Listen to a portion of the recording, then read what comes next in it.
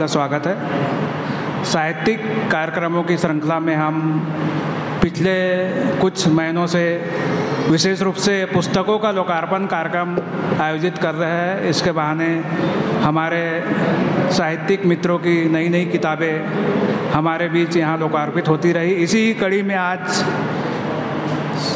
श्यामा का पारस यह काव्य संग्रह आज लोकार्पित होगा। इसके रचयिता है श्री पारसनाथ शर्मा जी, वरिष्ठ कवि,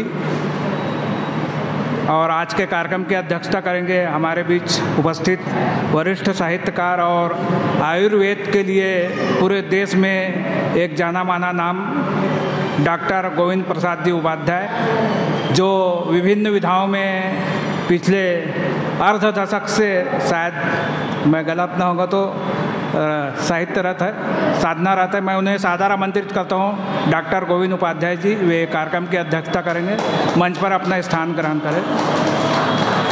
आज के कार्यक्रम में काव्य संग्रह की जो समीक्षा करेंगे डॉक्टर सतीवर्धन शर्मा शैलेश जी, मैं उन्हें सादर आमंत्रित करता हूं कि वे भी अपना स्थान ग्रहण करें। और विशेष रूप से आज जिनके लिए हम यहाँ उपस्थित हुए हैं श्री पारसनाथ शर्मा जी, मैं उन्हें सादर आमंत्रित करता हूँ कि वे मंच पर अपना स्थान ग्रहण करें। डॉक्टर उपाध्याय जी, डॉक्टर शशिवर्धन शर्मा शैलेश जी और पारसनाथ शर्मा जी, मैं आपको सादर आमंत्रित करता हूं कि मंच पर अपना स्थान ग्रहण करें।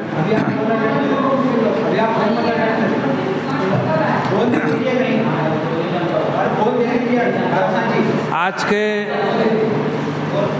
काव्य संग्रह के शीर्षक को लेकर आपको बड़ी उत्सुकता होगी कि श्याम का पारस, एक श्यामा का पारस, एक अनोखा नाम, जैसे सीता के राम और मीरा के श्याम है, उसी तरह ये श्यामा के पारस है, ये इसका राज है। मैं सर्वप्रथम स्वागत की कड़ी में अतिथि सत्कार की परंपरा हमारी रही है, इसी कड़ी में आज के कार्यक्रम के अध्यक्ष डॉक्टर गोविंद प्रसाद उपाध्याय जी का सत्कार श्रीमती श्यामा शर्मा जी करेंगी। मैं उन्हें आमंत्रित करता हूं कि वे आज के कार्यक्रम के अध्यक्ष डॉक्टर गोविंद उपाध्याय जी का सत्कार करें। श्यामा शर्मा जी, श्रीमती।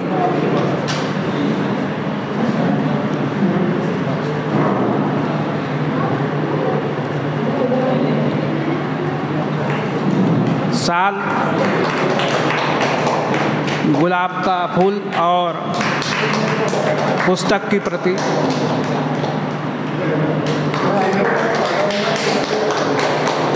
इसी कड़ी में आज के समीक्षक डॉक्टर शशिवर्धन शर्मा शैलेश जी, इनका सत्कार श्री अरविंद शर्मा जी करेंगे। मैं उन्हें आमंत्रित करता हूँ। अरविंद शर्मा जी डॉक्टर शशिवर्धन शर्मा शैलेश जी का सत्कार करेंगे साल और गुलाब का फूल देकर।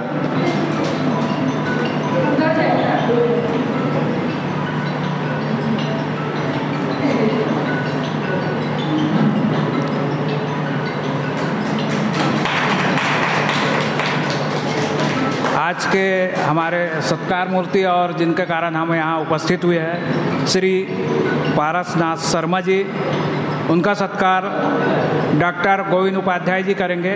पारसनाथ शर्मा जी का सत्कार डॉक्टर गोविंद उपाध्याय जी।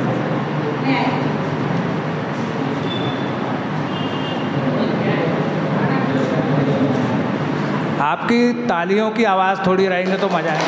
हाँ।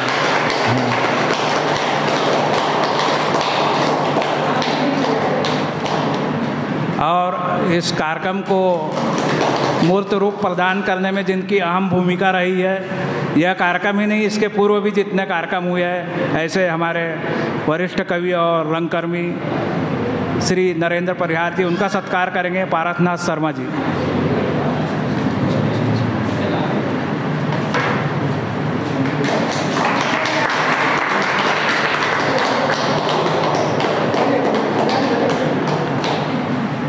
इसके साथ ही आज के कार्यक्रम के संचालनकर्ता श्री टीकाराम साहू जी का सत्कार हमारे आज के कार्यक्रम के अध्यक्ष श्री डॉक्टर गोविंद प्रसाद उपाध्याय जी करेंगे।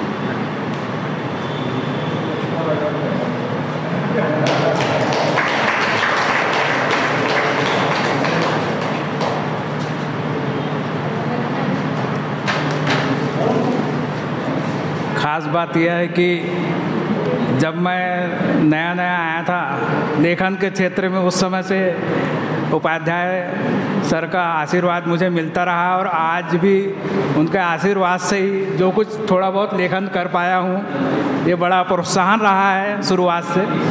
उन्हें नमन करता हूँ मैं सोच रहा हूँ कि कार्यक्रम का लोकार्पण, पुस्तक लोकार्पण के पूर्व मनोगत हो जाए, थोड़ा सा चेंज करते तो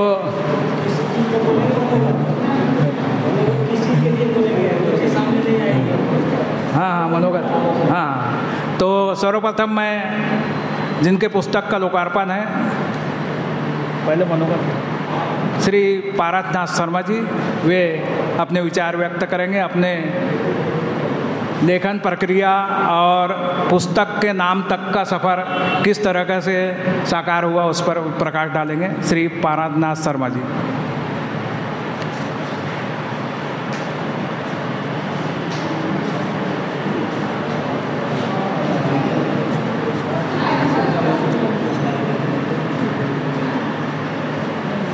लोहिया अध्ययन केंद्र में उपस्थित सभी महानुभावों तथा सम्मानीय महिलाओं का मैं नमन करता हूं उनको। आप सभी इस कार्यक्रम में पधार कर इस कार्यक्रम की शोभा बढ़ाएं तथा हमारा हौसला भी बढ़ाएं, इसके लिए मैं पुनः आपका आभारी हूँ। जहाँ तक ये काव्य संग्रह प्रकाशन की बात है, मैंने बहुत हिचकिचाता था कि मैं क्या करूं। कभी मन में ऐसा आया नहीं कि काव्य संग्रह निकालूं। इसका घर के परिवार के सदस्य हमारे जो है वो लोग बीच में जो बोलते थे, हमारे खासकर लड़के जो है सब घर के लोग, और मैं लेकिन टाल देता था उनकी बात को। लेकिन परिहार जी मेरे पीछे ही पड़ गए। मैं इनसे बीच में से चर्चा होती रहती थी। मुझे यार मेरे सब पन्ने फट रहे हैं डायरियों की। उन्होंने कहा यार तुम ये काव्य संग्रह निकाल ही डालो। तो सारा इस किताब का जो मेंटर है, जो डायरेक्टर हैं, वो सारा श्रेय जो परिहार जी को जाता है। उन्होंने अगर ये प्रोत्साहित नहीं किया होता, मुझे हौसला ही नहीं देती, उन्होंने पूरा ले जाकर मुझे प्रेस में बैठाया, मिलाया और हौसला दिया कि भाई कम से कम खर्च में आपके काव्य संग्रह का प्रकाशन मैं करवा दूंगा। तो मेरा भी उत्साह जागृत हो गया और मैं इस काम में भिड़ गया। स्वयं प्रूफ रीडिंग किया, बहुत कोशिश की, हो सकता है कि आप गलतियाँ उसमें निकले। अब जहाँ तक दूसरे चरण में मैं आता हूँ कि मैं अपने जीवन का 2 भाग में बांट दूँ, तो मैं 1987 में नागपुर आया था। 1987 के पहले मैं कलकत्ता उपनगर में काचरापाड़ा का स्थान है जहाँ सिपाही विद्रोह हुआ था, बैरकपुर, वहाँ से 6वां स्टेशन आगे है। तो उस 6ठे स्टेशन बैरकपुर आ गए। कांचरापाड़ा एक बहुत बड़ा वर्कशॉप था रेलवे का, वहाँ हम लोग का पूरा परिवार रहता है। आज़ादी के पूर्व से हम लोग वहीं रहते हैं। पूरे हम लोग का जीवन, बचपना, शादी ब्याह, रिश्तेदार सब कलकत्ता उपनगर में ही रहते हैं। और मैं कलकत्ता विश्वविद्यालय से ग्रेजुएशन किया, रविंद्र भारती विश्वविद्यालय से MA किया। तो 87 के पहले मेरा उधर का जीवन गया, रेल सेवा मैंने वहीं की। बाद में देखा मैंने कि हिंदी विभाग में के लोगों से जब संपर्क हुआ तो साहित्य के प्रति एक्चुअली रुचि मेरे बचपन से, स्कूली जीवन से ही थी। तो मैं जब हम स्कूल में 10वीं तक की पढ़ाई मेरे हिंदी मीडियम से हुई। तो बंगाल में आपने देखा होगा सरस्वती पूजा का बड़ा प्रचलन है। गली गली में वहाँ पूजा होती है, सरस्वती पूजा के स्कूलों में होते हैं। काव्य पाठ होता था, कविता पाठ होता था। तो बचपन से एक प्रभाव था मेरे जीवन में। तो बचपन से ही मेरा वहाँ काव्य के प्रति रुचि थी। तो वहाँ से जब 87 में नागपुर आया तो मुझे यहाँ आने पर मैं बड़ा घबराया हुआ था। इतनी दूर कभी आया नहीं अकेले, 3-3, 4-4 स्टेट पार करके जा रहा हूँ। यहाँ कोई जान पहचान नहीं। मात्र एक हमारे मित्र वहाँ जो हमारे साथी थे, उनके लड़का यहाँ काम करता था, बंगाली परिवार था, उसके लड़के यहाँ पर हेल्थ इंस्पेक्टर थे। तो उन्होंने एक पत्र दिया था अपने पुत्र के नाम में कि इनका व्यवस्था सब कर देना। तो एक मात्र मोतीबाग स्टेडियम के पीछे में रहता था रेल क्वार्टर में जब आया 87 में। और यही मई-जून का महीना था। मैं मंडल रेल प्रबंधक कार्यालय राजभाषा विभाग में मेरी पदोन्नति हुई थी नागपुर दक्षिण पूर्व रेलवे में। उस समय आजकल दक्षिण पूर्व मध्य रेलवे है। वहाँ से जब मैं निकलता था ऑफिस से, तो मैं जब बोला कहाँ जाऊँ, मैं अपनी सच्ची जीवन घटना बता रहा हूँ। और वहाँ सामने ही रोड के उधर में साइकिल मिलती थी 1 रुपया में। वो साइकिल लेता था, कभी मेडिकल चौक, कभी इधर अंदाज से दूरी नापता था, फिर साइकिल जमा करके उदास होता था तो मैं ये टेकड़ी गणेश मंदिर में जाके 1-1 घंटे बैठता था। कभी धनतौली चला जाता था। अब बाद में हमारे कवि मित्र रेल के जो हमारे गजानन श्रीवास्तव, कैलाश ओझा वगैरह थे जो मोर भैनी में जाया करते थे, उन्होंने सब मेरे को बताई कि यहाँ पर एक काव्य सम्मेलन महीने में एक बार होता, आप लोग अवश्य आएँ। तो मैं उनके साथ जाने लगा और तब विस्तार से मेरे सारे आप सभी बंधुओं से मेरा परिचय हुआ। और आप सबको मालूम है उसमें मैं कई लोगों का पुस्तक में सभी का 2 शब्द में मैं लिखा हूँ, तो मैं कुछ लोगों का जरूर नाम लेना चाहूँगा।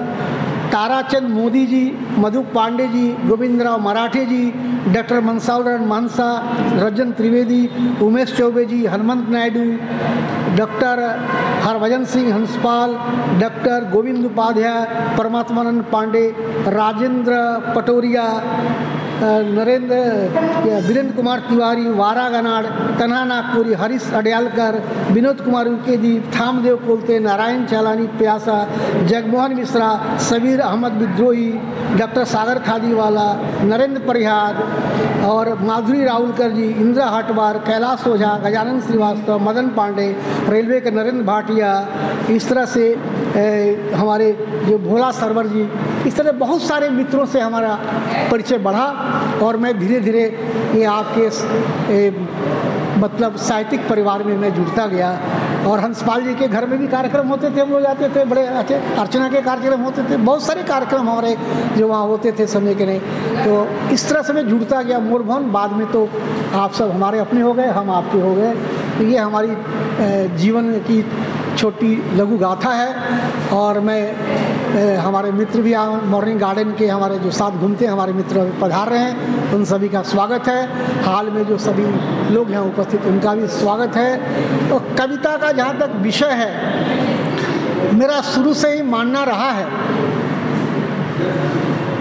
पीड़ा और प्रेम 2 ऐसे शब्द हैं जिनको मैंने पकड़ा। मीरा का देखिए, मीरा का प्रेम, मीर, पीड़ा और प्रेम में 2 शब्द को मैंने पकड़ा कि और मैं जीवन के मेरे मूल तथ्य, कविता के मूल जो धुरी इसके पीछे घूमते रहती है। और उसके साथ साथ जीवन के अन्य जो रंग हैं वो स्वाभाविक रूप से कविता में कवि जैसे जैसे समाज को देखता है वैसे उसकी रचनाएं जो उसमें अवतरित होती रहती हैं। वैसे मैंने कविता के बारे में लिखा है, कविता जो है हिमालय से निकली हुई गंगा की तरह है। कविता को मैं हिमालय से निकली हुई गंगा मानता हूँ, निरंतर प्रभावित होती रहती है। और मैं अपनी बात मैं बताता हूँ कि मैं कविता कब लिखूँगा मुझे ही पता नहीं रहता है। एक होता है कि जबरदस्ती कविता बैठकर लिख रहे हैं कलम खोल के, मुझे स्वतः जब 2-3-4 पंक्तियाँ मन में आने लगती है तो मैं 2-3 फट से लिखता हूँ, उसको फिर पूरा करता हूँ समय। मैं ऐसे एक बार घूम रहा था बिलासपुर में, तो वहाँ गिरजाघर था, चर्च मंदिर, तो मेरे याद आ गई मंदिर मस्जिद गिरजाघर मैं तो साथ लिए चलता हूँ। मैं ऐसे घूम रहा था मॉर्निंग वॉक में, 2 पंक्तियाँ मेरे मन में आई, मंदिर मस्जिद गिरजाघर मैं तो साथ लिए चलता हूँ। आज जब भी मुझे जरूरत हुई केवल अपने अंदर झांक लिया करता हूँ। मंदिर मस्जिद गुरुद्वारा मैं तो अपने साथ लिए चलता हूँ। ये 2 पंक्ति आई थी, उसकी पूरी कविता मैंने ऐसे लिखी। फिर मैं तो प्रेमी प्रेम रस का पीता हरदम प्याला, मेरे मालिक मुझको रखना हरदम तू मतवाला। ये मेरी अपनी पंक्तियाँ हैं। और हमारे विनोद जी की कविता भी मुझे याद आ रही है। वो बराबर बोलते थे, वो आदमी क्या आदमी जो आदमी नहीं, और आदमी ही आदमी में आदमी नहीं। ये हमारे दीप जी की बड़ी प्रसिद्ध कविता है। और मनसाउर जी, रहमान मनसा जी के यहाँ जब हम लोग जाते थे रेलवे के कार्यक्रम आमंत्रित करने के लिए, ख़त्म कर देता, तो उनकी अंतिम प्रतियाँ मैं बोल दूँ, वो क्या बोलते थे, मैं पूछते थे हम लोग क्या सुनाएंगे मनसा जी, तो बोलते थे क्या कहानी ला रहा हूँ, पूछते हो क्या कहानी ला रहा हूँ, मैं तो खून में नई रवानी ला रहा हूँ, और तुम जवानी में बूढ़े हो चले, मैं बुढ़ापे में जवानी ला रहा हूँ। ये हमारे मनसा और मनसा जी थी। और इस तरह किस तरह समय व्यतीत हो चला गया, अपनी वाणी को विराम देना चाहता हूँ। तो समय किस तरह व्यतीत हो रहा है, तो समय के बारे में कवि लिखते हैं, समय एक उड़ता पंछी है या फिर बहती धारा वक्त, और रोके से भी कब रुकता है ये गर्दिश का मारा वक्त। आओ दोस्त गुजारे हंसकर ये थोड़ा सा प्यारा वक्त, पता नहीं कितना बाकी है तेरा और हमारा वक्त, तेरा और हमारा वक्त। सबको नमस्कार।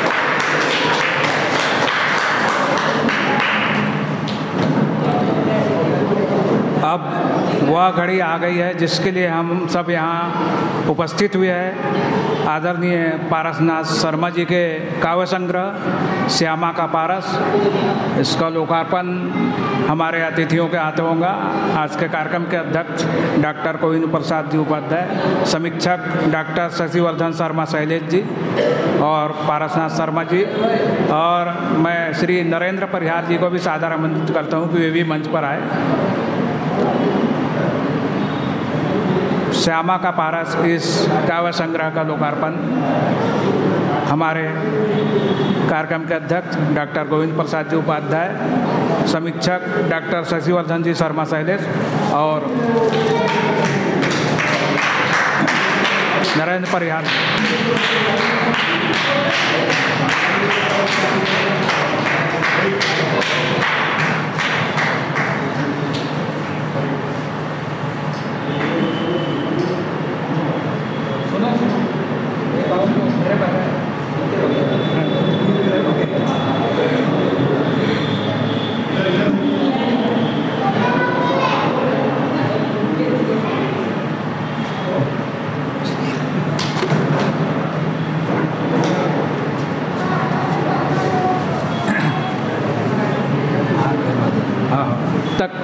उसकी रचना प्रक्रिया और अपने मित्रों सभी को याद किया, लेकिन उन्होंने बताया नहीं कि पारस का महत्व कितना है। तो पारस के बारे में किसी शायर ने कहा है कि पारस हो गए हैं हम यूँ महसूस करके तुम्हें, पारस हो गए हैं हम यूँ महसूस करके तुम्हें, ना उम्र घटती है ना इश्क घटता है, ना उम्र बढ़ती है ना इश्क घटता है।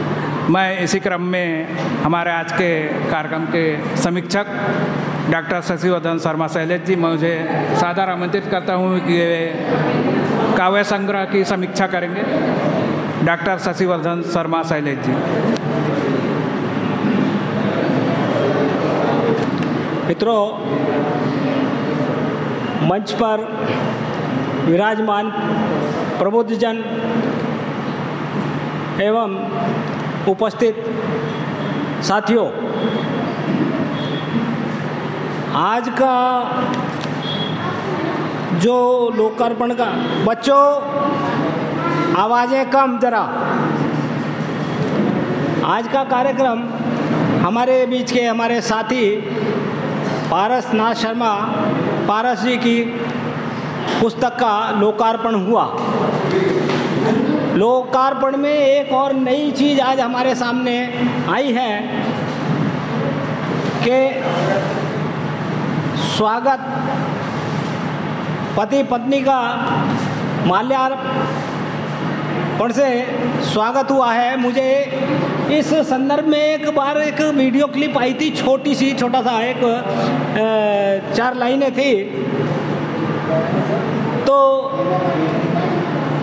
उसमें लिखा था कि एक 70 वर्ष की महिला हर वर्ष अपनी शादी की सालगिरह पर शादी का जो है कार्यक्रम किया करती थी। 70 वर्ष की महिला अपनी शादी के समय पर जो है जी जब शादी हुई थी उस दिन फेरे भी लिया करती थी। अब किसी ने उनसे पूछ लिया कि दादी तुम इतनी उम्र में भी जो है हर साल शादी के फेरे क्यों लेती हो?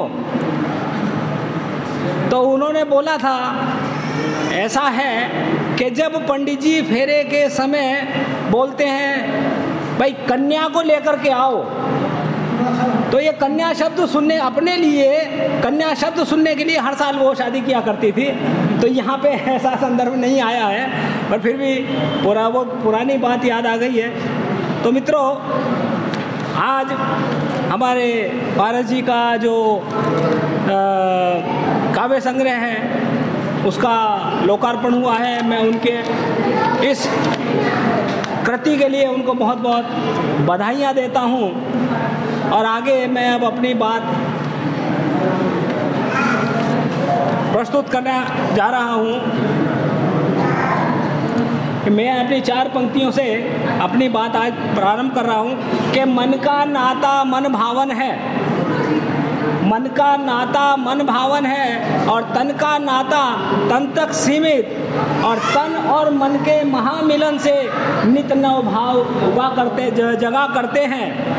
मन का नाता मन भावन है, तन का नाता तन तक सीमित, और तन और मन के महामिलन से नित नव भाव उगा करते हैं। अरे जिस मन में नहीं भाव उपजते उसको बंजर भूमि जानो, कि भावों की भूमि मित्रों, भावों की भूमि में मित्रों करुणा पीर उगा करते हैं, कि करुणा पीर उगा करते हैं। तो मित्रों, ये जो कविता है ना, कविता ये केवल सोच भाव और मानसिकता की देन है। कविता सोच और मानसिकता की देन है। यद्यपि ये तत्व प्रत्येक व्यक्ति के मन में समाये रहते हैं, हर व्यक्ति के मन में ये तत्व जो समाये रहते हैं, लेकिन जो व्यक्ति इन सभी अनुभूतियों में सामंजस्य स्थापित कर लेता है और एक कोरे कागज पर शब्दों का रूप दे देता है, वही व्यक्ति लेखक कहलाने का अधिकारी है। हर कोई जो है इनको एक साथ सामंजस्य नहीं बना पाता है। इस अभिव्यक्ति के भी अनेकों रूप होते हैं। इन्हें हम लघु कथा, कहानी, उपन्यास, गीत, गज़ल, कविता जैसी अनेकों विधाओं में व्यक्त कर सकते हैं, जो पाठक और श्रोताओं के लिए एक मार्गदर्शन या कह सकते हैं कि प्रेरणा भी बन जाते हैं। तो हमारे बीच के ही एक व्यक्ति पारसनाथ शर्मा, पारस ने अपने इन भावों की अभिव्यक्ति के लिए जो माध्यम चुना है वह है कविता। साहित्य का एक रूप कविता, और इन कविताओं को संग्रहित किया है कवि ने श्यामा का पारस नामक कविता संग्रह में।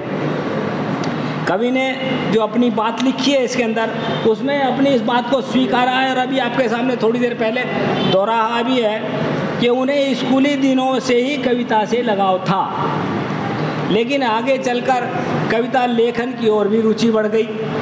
मित्रों, मैं यहाँ अवश्य बताना चाहूँगा कि केवल कविता से लगाव रखने या रुचि बढ़ने से ही कोई व्यक्ति कवि नहीं बन जाता है। कोई व्यक्ति कवि नहीं बन जाता है, इसके लिए किसी सक्षम व्यक्ति के मार्गदर्शन की भी आवश्यकता होती है, जिसे पारस जी ने अपनी बात के माध्यम से स्वीकारा भी है। उनके नामों का उल्लेख भी किया है, अभी थोड़ी देर पहले उनमें कुछ नाम भी बताए हैं, साथ ही उनका आभार भी माना है। तो अब हम बढ़ते हैं इस पुस्तक में संग्रहित रचनाओं की ओर। यद्यपि साहित्य रचना के व्याकरण में 9 रसों का उल्लेख है, रचना के व्याकरण में 9 रसों का उल्लेख है, लेकिन आज के रचनाकार कुछ ही रसों का उपयोग अपनी रचना लेखन में करते हैं। वीर रस, विवश रस जैसे रसों का उपयोग तो कदाचित कोई रचनाकार करता ही नहीं है।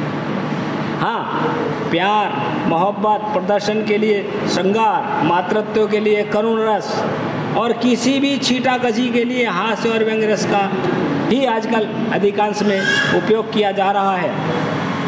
कवि पारस ने भी इन रसों का उपयोग अपनी कविताओं में किया है, और वह भी बहुत ही सुंदर और अच्छी प्रस्तुति के साथ। देखिए, प्रेम शब्द की व्याख्या, प्रेम के ऊपर आपको पता नहीं कितनी रचनाएं मिलेंगी, हर विधा में मिलेंगी, पर देखिए इसमें एक नई चीज़ जो आ रही है सामने कि देखिए प्रेम शब्द की व्याख्या कितने सुंदर ढंग से की है। प्रेम केवल लौकिक जगत में निर्मित पंच तत्वों की काया, चाहे मानव हो, पशु हो, पक्षी हो, केवल उनमें ही नहीं होता, अपितु पारस जी ने इस शब्द को अध्यात्म से भी जोड़ दिया है। और वो किस तरीके से जोड़ा है? देखिए, उदाहरण है कि प्रेम, आहा कितना सुंदर शब्द है। प्रेम, आहा कितना सुंदर शब्द है। यह सिर्फ शब्द ही नहीं, एक एहसास भी है। इसमें परमात्मा का निवास भी है। प्रेम सर्वव्यापक और असीम है। प्रेम में क्या कुछ नहीं है, इसमें कशिश है, इंतजारी है, त्याग और बलिदान भी है। देखिए, मतलब अध्यात्म के साथ किस तरीके से इन्होंने इस शब्द को जोड़ा है। इस प्रेम शब्द की अनेकों संदर्भों में व्याख्या कवि पराग के बहुमुखी प्रतिभा के धनी होने का प्रमाण प्रस्तुत करते हैं। मित्रों, हमारा देश त्योहारों का देश है। एक त्यौहार जाता है, दूसरा आ जाता है, तीसरा आ जाता है। तो प्रत्येक आधिकारिक कवि ने, कोई भी कवि जिसने कविता लिखी हो उसके लिए कि प्रत्येक आधिकारिक कवि ने किसी न किसी त्योहार पर कविता अवश्य ही लिखी है। होली का त्यौहार शत्रुता भुलाकर गले मिलने का त्यौहार है। दशहरा सच्चाई की जीत का त्यौहार है। तो दिवाली असत्य पर सत्य की विजय का प्रतीक है। इन सभी मानवीय भावनाओं को व्यक्त करने में हमारे बहुमुखी प्रतिभा के धनी कवि पारसनाथ शर्मा भला पीछे कैसे रहते। देखिए, दिवाली के त्यौहार पर एक संदेश देते हुए कितनी अच्छी रचना लिखी है कि जगमग जगमग दीप जला ले, जगमग जगमग दीप जला ले, ज्योति पर्व तू आज मना ले, और घर लीप पोत कर तन को धोकर स्वच्छ धवल सुंदर सा बनकर मंगल धूप दीप दे देकर लक्ष्मी जी को आज मना ले, जगमग जगमग दीप जला ले। अब आगे देखिए, पारस जी ने अपनी एक कविता में व्यंग के माध्यम से कितना तकड़ा कटाक्ष किया है। ये एक बहुमुखी प्रतिभा के धनी जो कवि हैं, ये उन्होंने किस तरीके से अपने अलग अलग रसों को लेकर के कैसी घटनाओं को किस तरीके से इन्होंने लेखन में दिया है कि अब आगे देखिए, पारस जी ने अपनी एक कविता में व्यंग के माध्यम से कितना तकड़ा कटाक्ष किया है। ये अकेले कवि मन की व्यथा नहीं है, जो इन्होंने लिखा है वो उनके अकेले की जो है व्यथा नहीं है, अपितु यह सारे समाज की व्यथा है। लेकिन इसका कोई निदान भी तो नहीं है, और यदि है और यह व्यक्ति में दृढ़ इच्छा शक्ति की कमी, तो लेखक को कुछ न कुछ लिखने की सामग्री मिल ही जाती है। कवि पारसनाथ शर्मा ने आज की विसंगतियों को अपने शब्दों में कुछ इस प्रकार व्यक्त किया है कि बस देखते ही बनता है। हम तो ऐसा समाज बना रहे हैं, सभी मिलकर के सभी को इंगित करते हुए कि हम तो ऐसा समाज बना रहे हैं जहां भेड़ बकरियों के भी कुछ मूल्य आंके जा रहे हैं, आदमी की कोई कीमत नहीं है। हम तो ऐसा समाज बना रहे हैं जहां भेड़ बकरियों के भी कुछ मूल्य आंके जा रहे हैं, लेकिन आदमी बेआबरू और बेमोल हो रहे हैं। घोड़ों को अब कौन पूछता है, घोड़ों को अब कौन पूछता है, गधे आसन पर बैठाए जा रहे हैं। देखिए, मतलब कितना तगड़ा इन्होंने जंग दिया है कि लेकिन आदमी बेआबरू एवं बेमोल हो रहे हैं और घोड़ों की अब कौन पूछे, गधे आसन पर बैठाए जा रहे हैं तथा उनके चरण पखारे जा रहे हैं। तो ये हर कोई इस तरीके के व्यंग को नहीं ले सकता, और ये जो है जिसको कविता लेखन की पूरी जानकारी होती है और अपने विचारों को में आपस में सामंजस्य बिठा करके इस तरीके की शब्दों की एक माला बनाई जाती है, तो तथा उनके चरण पखारे जा रहे हैं। अब और क्या बताएं पुस्तक की महिमा में। इस पुस्तक की महिमा के बारे में क्या बताएं, बस इतना ही कि शब्दों में लिंग भेद अवश्य ही दिखाई देता है। कहीं थोड़ा सा शब्दों का जो सामंजस्य था वो आपस में कुछ मेल नहीं खा रहा है, ये उसकी तरफ इंगित कर रहा हूँ मैं कि इतना ही कि शब्दों में लिंग भेद अवश्य ही दिखाई देता है, जो कदाचित छंद को मिलाने के उद्देश्य से लिखा गया है। लेकिन यदि छंद मिलाने के लिए उचित शब्द लिखा जाता तो कवि जो अपनी कविता में व्यक्त करना चाहता है उसे वह अभिव्यक्ति नहीं दे पाता। वैसे इस प्रकार के प्रयोगों से कविता की गरिमा को ठेस पहुंची है। यद्यपि वैसे इस प्रकार के प्रयोगों से कविता की गरिमा को ठेस पहुंची है। किसी भी रचनाकार को अपनी रचना लिखते समय इन बारीकियों का ध्यान अवश्य ही रखना चाहिए। ऐसा करने से न केवल कविता की उत्कृष्टता बढ़ती है अपितु रचनाकार की गरिमा भी बढ़ती है।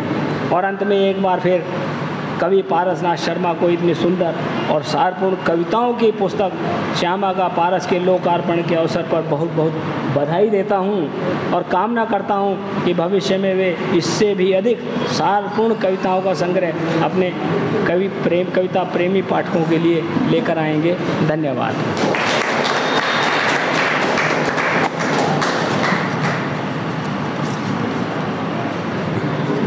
डॉक्टर शशिवर्धन शर्मा जी ने अभी श्यामा का पारस इस पारसनाथ शर्मा जी के काव्य संग्रह की समीक्षा की।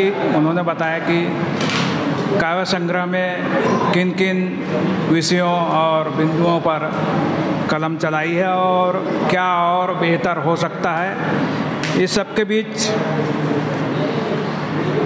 पारसनाथ शर्मा जी ने स्थानीय मंच ही नहीं दूरदर्शन तक का वो पाठ किया है और अपनी अमिट छाप छोड़ी है और विभिन्न मंचों पर भी वे आमंत्रित किए जाते रहे। उनके बारे में वो खुद कहे किसी शायर के शब्दों में कि जिस पर रख दूं हाथ आनंद मगन हो जाता है। पारस पत्थर सा जादू यारो मुझको भी आता है। आज के कार्यक्रम के अध्यक्ष डॉक्टर गोविंद प्रसाद जी उपाध्याय, मैं उन्हें सादर आमंत्रित करता हूँ अध्यक्षीय वक्तव्य के लिए।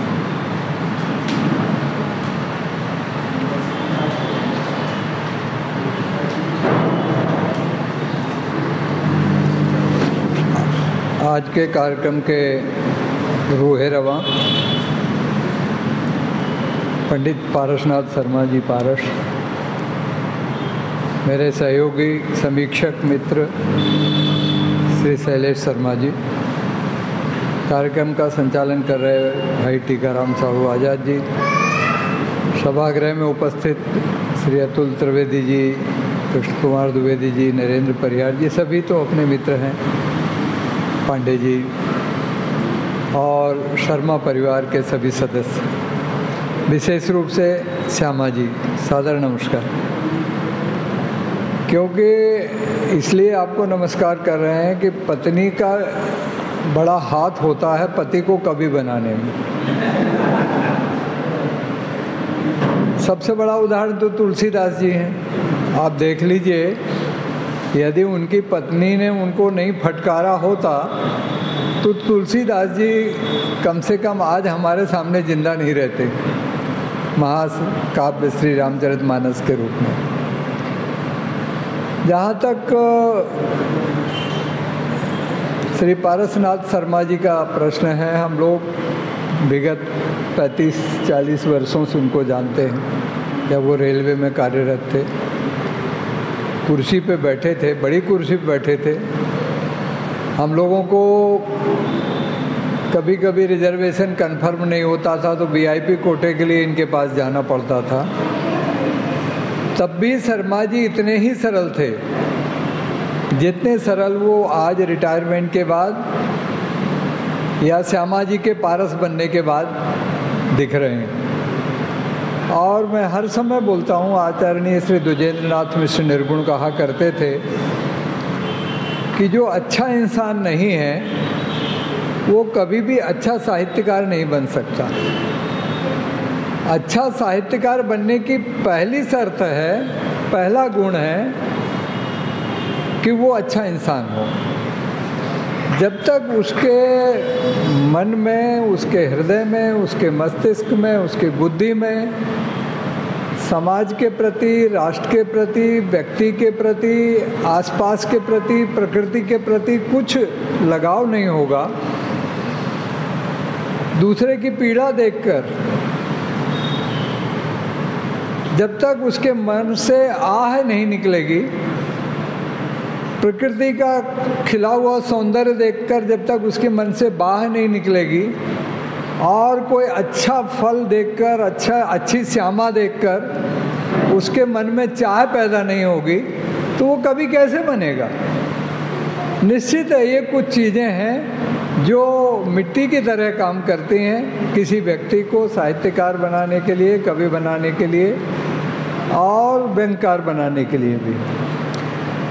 जैसा आदरणीय शर्मा जी ने कहा, इन कविताओं से गुजरते हुए मुझे भी ये लगा कि 3 तत्व हैं जो शर्मा जी से नहीं छूटे कभी। याद वो शर्मा जी उनसे पीछा नहीं छोड़ा पाए। पहला ईश्वर, घूम फिर के भगवान इनके कविता में आ ही जाता है।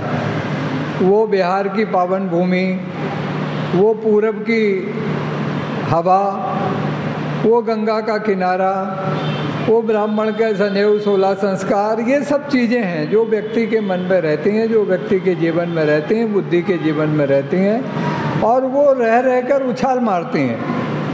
हर एक का, जिसका जीवन जैसे संस्कारों से पला है, वो संस्कार हर काम करते समय उछाल मारता है।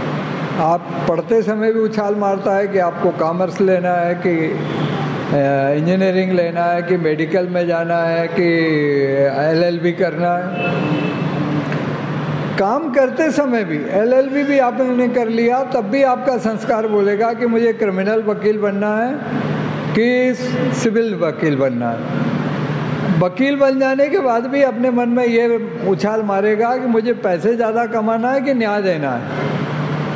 डॉक्टर बन जाने के बाद भी उसके संस्कार ये उछाल मारेंगे ही मारेंगे कि मुझे इसको जेब काटना है या इसकी बीमारी से निजात दिलाकर इसके चेहरे पे जल्दी से जल्दी मुस्कान वापस लाना है। ये उस व्यक्ति के अपने संस्कार होते हैं।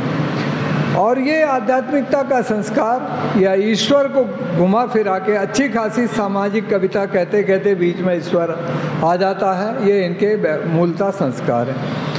दूसरी जो बात है वो है, मुझे लगती है, वो है राष्ट्र प्रेम।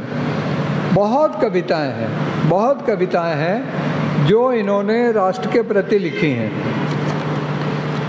इसमें ज़्यादातर कविताएं तुकांत कविताएं हैं, गज़ल के रूप में कविताएं हैं, गीत के रूप में कविताएं हैं, लेकिन ये जो कविता है ये अतुकांत कविता है, राष्ट्र प्रेम की कविता है जिसका शीर्षक है अतीत का सपना। अब आप सुनिएगा इस कविता को, आपको लगेगा कि कोई लोहियावादी आदमी खड़े होकर भाषण दे रहा है या कोई महात्मा गांधी का चेला अपना सिर पीट रहा है। ये कहते हैं सन 47 के पहले की बात है। एक बार फिर याद आ गई, देश आज़ाद होगा, भारत के लोगों का सपना सच होगा। गांधी जी ने एक बार कहा था हर इंसान के आँखों से आंसू पोंछने होंगे, लेकिन आज हमें चारों तरफ आंसुओं के सैलाब ही नज़र आते हैं। देखिएगा क्या बोल रहे हैं, माना कि हमने हर क्षेत्र में प्रगति की है, लेकिन जहाँ गरीब 1 कदम आगे बढ़े हैं वहीं अमीर 10 कदम आगे छलांग लगाए हैं। अब यहाँ पर ये कोई आस्तिक पंडित नहीं बोल रहा, ये विशुद्ध रूप से सामाजिक चिंतन, राष्ट्रीय चिंतन वाला व्यक्ति बात कर रहा है। दूरियां बढ़ाते ही चले गए। आज करोड़ों डिग्रीधारी बेकार हैं, अशिक्षित बेरोजगारों की संख्या बेशुमार है, भ्रष्टाचार से तो कोई क्षेत्र अछूता नहीं है। शर्मा जी की बात, करोड़ों लोग एवं बच्चे आधे पेट खाए फुटपाथ व स्टेशनों के किनारे सो रहे हैं। फटेहाल भीख मांगते गंदी बस्तियों में रहने वाले असंख्य लोगों को आप सबने देखा होगा। क्या आज़ादी का लाभ हम लोग आम लोगों तक पहुंचा पाए हैं? क्या आज़ादी का लाभ हम लोग आम लोगों तक पहुंचा पाए हैं? ज़रा ठहरिए, सोचिए, दिमाग पर जोर डालिए कि हम लोगों से कब, कैसे, कहाँ, क्या भूल हो गई। अब देखिए, इससे बड़ा मैं नहीं समझता कि आप सुनते होंगे टीवी पे बड़े बड़े चिंतकों को, विचारों को, या राष्ट्र कवि ने भी कहा है कि आओ विचारें, आज सब मिलकर समस्याएं, यही तो बात वो कहते रहे। रामाधारी सिंह दिनकर जी ने भी यही बात कही है। वो क्या बोल रहे हैं, जरा ठहरिए, सोचिए, दिमाग पर जोर डालिए कि हम लोगों से कब, कैसे, कहाँ, क्या भूल हो गई। क्या हमारे शहीदों, स्वतंत्रता सेनानियों तथा राष्ट्रीय नेताओं ने आज़ाद भारत का यही सपना देखा था? अब मुझे बताइए कि ये कविता, मैं मान सकता हूँ कि बिंब उतने अच्छे नहीं हैं, मैं मान सकता हूँ कि शब्द रचना और मजबूत हो सकती थी, मैं मान सकता हूँ कि और ज़्यादा ज़ोरों से गालियाँ दी जा सकती थी नेताओं को, लेकिन कहीं भी कथ्य के स्तर पर, भावना के स्तर पर कविता में कहीं कोई कमी नज़र नहीं आती। तो ये इनका दूसरा भाव है जो इनकी कविताओं में हर समय मुझे नज़र आता है। राष्ट्र अलग कभी नहीं हुआ इनसे। रेलवे की सर्विस करते समय हो, चाहे कविता लिखते समय हो, चाहे विचार चिंतन करते समय हो, राष्ट्र चिंतन इनका हमको लगता है कि इनके अचेतन मन में, इनके अदृश्य मस्तिष्क में वो चीज़ चलती रहती है। तीसरा है जीवन संघर्ष। इन्होंने जैसा खुद बताया कि एक समय था, मैं नागपुर में, मुझे बड़ा वो बात सुनते समय बड़ी भावुकता लग रही थी कि सामने साइकिल की दुकान थी, 1 रुपये में साइकिल मिल जाती थी। मैं साइकिल लेता था और बिना मतलब इधर उधर भटकता रहता था। अरे भाई साहब, बिना मतलब तो मक्खी भी नहीं भटकती, बिना मतलब तो चींटी भी नहीं भटकती। कुछ ना कुछ तो वो भी देखती है कि यहाँ मीठा मिलेगा, यहाँ काटने को मिलेगा, यहाँ चूमने को मिलेगा, कुछ ना कुछ तो देखते हैं। वही भटकन आपके जीवन संघर्ष के रूप में जो तीसरा तत्व है आपकी कविताओं में, वो हमको दृष्टिगोचर होता है। कभी वो मैंने बताया कि तारतम्यता खंडित हो जाती है, वो अलग बात है, लेकिन जीवन संघर्ष भरपूर इन कविताओं में। जो भी मध्यवर्गीय व्यक्ति यहाँ बैठा है वो इन कविताओं को यदि पढ़ेगा तो कहीं ना कहीं उसको अपना प्रतिबिंब, अपना जीवन संघर्ष, अपने लक्ष्य, अपनी विशृंखलित आकांक्षाएं, आशाएं इन पंक्तियों में ज़रूर देखने को मिलेंगी।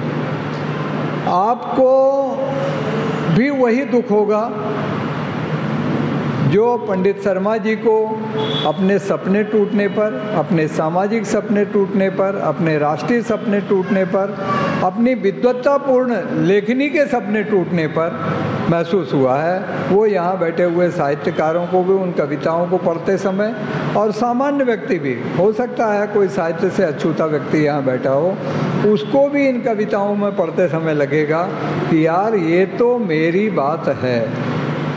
और मैं आपको बताता हूँ, इससे बड़ी किसी साहित्यकार की कोई सफलता नहीं होती है, इससे बड़ी कोई कविता की सफलता नहीं होती है, इससे बड़ी किसी लेखक की सफलता नहीं होती है कि पढ़ने वाले को ये लगने लगे कि ये मेरी बात कही गई, ये तो मेरा दर्द अभिव्यक्त किया गया है, ये तो मैं कहना चाहता था लेकिन मैं कहने की हिम्मत नहीं कर पाया, ये गाली तो मैं देना चाहता था लेकिन ये गाली ना देकर गाली के रूप में, उपालंब के रूप में, व्यंग के रूप में पारसनाथ शर्मा ने हमारे देश के भ्रष्ट नेताओं को इंगित करते हुए कह डाली। ये मेरी आत्मा को शांति देने वाली बात है। ये जो महसूस होगा, ये जो अनुभूति होगी, यही इनकी कविता की, इस संग्रह की सफलता है। मैं आशा करता हूँ पंडित जी कि अब आप पक गए। वो एक मजाक का शहर है ना बुड्ढों के ऊपर कि कौन कहता है कि बुढ़ापे में इश्क नहीं होता। अरे पोपला, गदगदा पोपला आम ही तो ज़्यादा मीठा होता है। अभी आम का सीज़न चल रहा है, आम की बहुत सारी बातें हैं। मुनव्वर राणा ने एक बहुत अच्छी बात आम पर याद आ गई, हालांकि उससे कोई संबंध नहीं है, लेकिन बहुत अच्छी बात है कि इंसान के हाथों की बनाई नहीं खाते, हम आम के सीज़न में मिठाई नहीं खाते, हम आम के सीज़न में मिठाई नहीं खाते। तो जो गीला पका आम होता है वो ज़्यादा मीठा हो जाता है। उसका व्यक्ति का के बाल जब सफ़ेद हो जाते हैं, व्यक्ति के जब दांत टूटने लगते हैं, व्यक्ति की जब चश्मा चढ़ा लेता है उसकी आँखों पे, तो उसको ज़्यादा अच्छा दिखने लगता है, अंतर दिखने लगता है। तो अभी आप अपनी पारी को समाप्त मत मानिए। मैं श्यामा जी आपसे अनुरोध करूंगा कि ये श्यामा का पारस एक संग्रह है, दूसरा संग्रह पारस की श्यामा आना चाहिए, दूसरा संग्रह पारस की श्यामा आना चाहिए। इसकी हम तैयारी करते हैं, आप भी तैयारी रखिए। और शर्मा जी से मैं निवेदन करूंगा कि अपनी लेखनी को विराम ना दें, लेकिन मैंने वादा किया था आना है, मुझे बाहर गांव भी जाना था, समय पे है, गाड़ी खैर लेट नहीं है, फिर भी मैं अपनी वाणी को विराम देता हूं। बहुत बहुत धन्यवाद, अभिनंदन।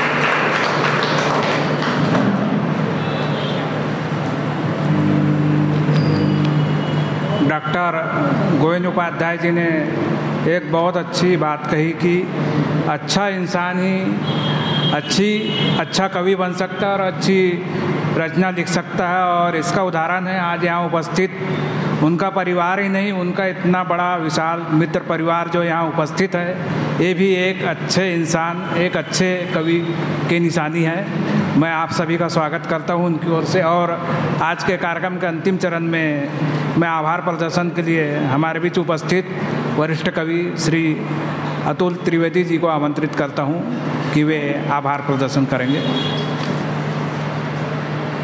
उपस्थित मित्रों, आज हमारे शहर के सुपरिचित जाने माने, शायद ही साहित्य से जुड़ा हुआ कोई व्यक्ति, हिंदी साहित्य से जुड़ा हुआ, हिंदी के प्रचार प्रसार से जुड़ा हुआ कोई व्यक्ति ऐसा होगा जो श्री पारसनाथ शर्मा के नाम से अनभिज्ञ हो, अनजान हो, बेखबर हो। पिछले 40-45 वर्षों से लगातार कई काव्य गोष्ठियों में, आकाशवाणी में, दूरदर्शन में अपनी कविता के माध्यम से अपनी उपस्थिति का परिचय देते रहे हैं। और आज उनकी साधना फलीभूत हुई जब उन्होंने एक काव्य संग्रह प्रकाशित किया, और उससे भी ज़्यादा फलीभूत उस समय हुई जब एक कवि अपनी पत्नी के नाम पर काव्य संग्रह का नाम रखता है। ये बहुत बड़ी उपलब्धि है उनके जीवन की। मैं उन्हें बधाई देता हूँ, साधुवाद देता हूँ। और सर्वप्रथम आज के कार्यक्रम के अध्यक्ष, देश के प्रतिष्ठित आयुर्वेदाचार्य, कवि, साहित्यकार आदरणीय डॉक्टर गोविंद प्रसाद जी उपाध्याय, उनके प्रति आभार व्यक्त करता हूँ कि वे हमारे बीच उपस्थित हुए, हमारा मार्गदर्शन किया और नए कलमकारों को प्रोत्साहित होने के लिए एक मंच प्रदान किया। और एक आशीर्वाद से हमें प्रेरणा मिलेगी और जीवन में आगे कार्य करने का उत्साह होगा।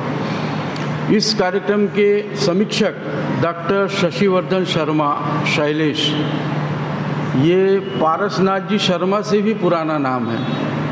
ऑर्डिनेंस फैक्ट्री के जो 5-10 बड़े नाम हुआ करते थे कवियों के, जो किसी समय दोसर वैश्य भवन में कविता पढ़ते थे, उसमें का एक नाम डॉक्टर शशिवर्धन शर्मा जी शैलेश है, जो सतत रूप से पिछले 50, 60, 65 वर्षों से लगातार लेखन का काम कर रहे हैं। वे भी भारत सरकार में थे, ऑर्डिनेंस फैक्ट्री में। जिस तरह पारसनाथ जी शर्मा बैंक में कार्यरत थे, उसी तरह वे भी ऑर्डिनेंस फैक्ट्री में थे, लेकिन वहाँ पर भी उन्होंने साहित्य का दीपक जीवन भर प्रज्वलित रखा। मैं उनके प्रति भी आभार व्यक्त करता हूँ। और पुनः भाई पारसनाथ जी शर्मा को हृदय से बधाई देता हूँ कि आपके आज पुस्तक का विमोचन हुआ। इस कार्यक्रम के संचालक, जाने माने पत्रकार और लोहिया अध्ययन केंद्र के श्री टीकाराम जी साहू मेरे छोटे भाई हैं, उनके प्रति मैं आभार व्यक्त करता हूं। चूँकि डॉक्टर साहब को जाना है, इसलिए मैं आपका अधिक समय नहीं लूँगा, वरना लेने वाला था। स्थगित करता हूं। और आप सब इस कार्यक्रम में उपस्थित हुए।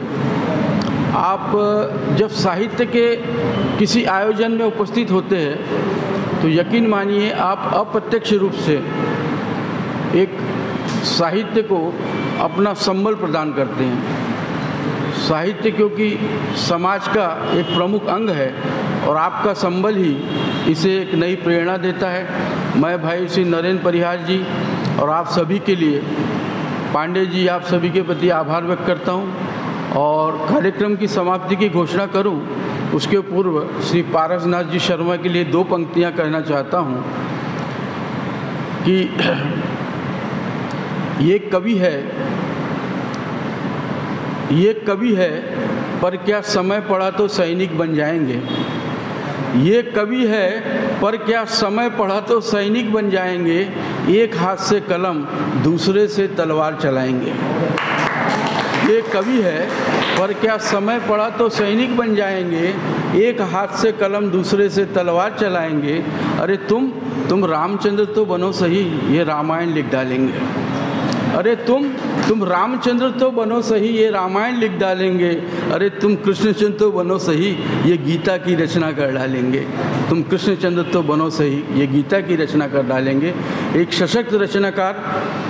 जब भाई टीकाराम जी साहू ने मुझे व्हाट्सएप पर निमंत्रण पत्रिका भेजी तो मैं पुराने रजिस्टर खंगाल रहा था, कई साल पुराने। उसमें पारसनाथ जी शर्मा का भी नाम था उस समय की काव्य गोष्ठियों में, जिसमें गोविंद राव जी मराठे और नारायण दास चेलानी, विनोद कुमार दीप, नारायण मौर्य नम्र, देवेंद्र कुमार, वीरेंद्र कुमार तिवारी, ये जो पुराने हमारे शहर के जो कवि थे, जो काव्य गोष्ठियों में अक्सर रहा करते थे, उसमें का एक नाम पारसनाथ शर्मा जी का भी था। तो इस शहर से, साहित्य जगत से पारसनाथ शर्मा का कोई नया नाम नहीं है। मैं उन्हें पुनः बधाई देता हूं और कार्यक्रम समाप्ति की घोषणा करता हूं। धन्यवाद।